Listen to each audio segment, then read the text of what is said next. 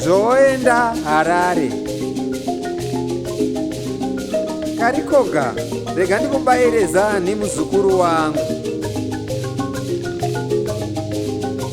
Harare usati guta rekutamba naro. Vanhu veko havarare. Wochenjerera zvipanda makomwe. Musikana haapimbwe wakadhakwa. Ukadaro unorereswa vana vechingudzi.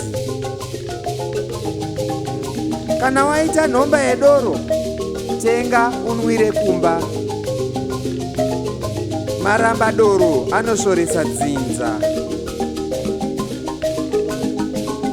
Mari yedikita haivhairwe nayo kunge yekuba kana yemakasa.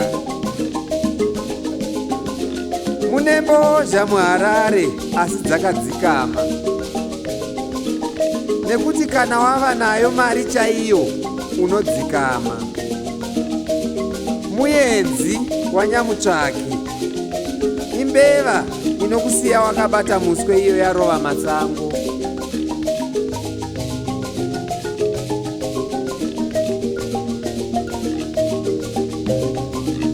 Usazomedzwa nayo Harare muzukuru, ukanganwa chembere. Unacheuka shure muzukuru, iko kune midzimu yako.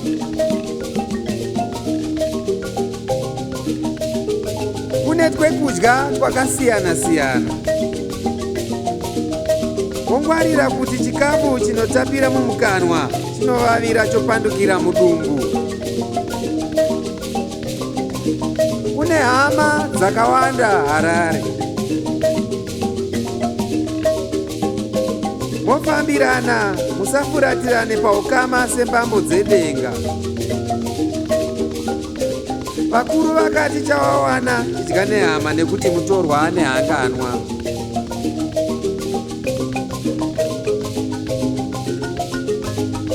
Iwe uri muyera hungwe, unonyurura hove, tinyadzidawo hove idzodzo. Kwete kuzoita wanyenga-nyenga anobhururuka akashamira magurumbwe. Kana wada mukadzi, roora naye vematongo. Musikana wako wekwagavi, usamukanganwe ane hunhu hunoyemurika. Ukatora iye kana danga remombe ndinokupa. Usati vasekuru vanoda kundimanikidza, kwete. Upenyu hupupi-pupi. Kana isusu tave harizofa nzirofa. Hapana nguva yekuedza nekuti ukangoti tsvedzu watoenda. Zvinhu zvese zvamuri kuita nhasi takazviedza kare. Iwe chidzidza kubva pane zvatakakanganisa isu. Chokwadi takabva neko kumhunga hakuna ipwa.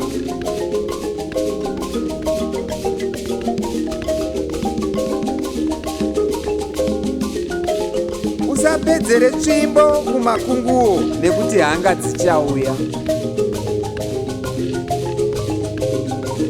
Ona baba wako akachonera Joni kwaakaenda newenera.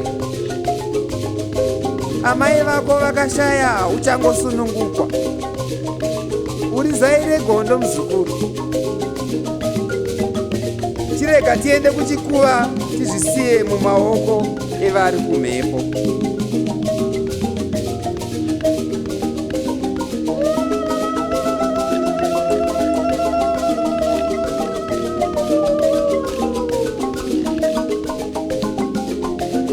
Heroka vana sekuru vaera hungwe.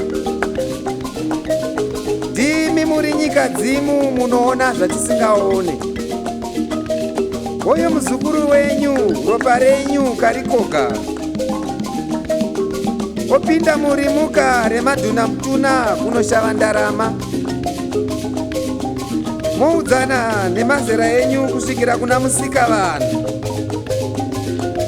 Titarisirwe panotsikwa, kunobatwa nekubisirwa zvipingamupinyi.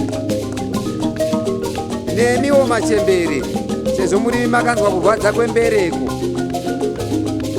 Nemiwo vashavi moita chirwirangwe.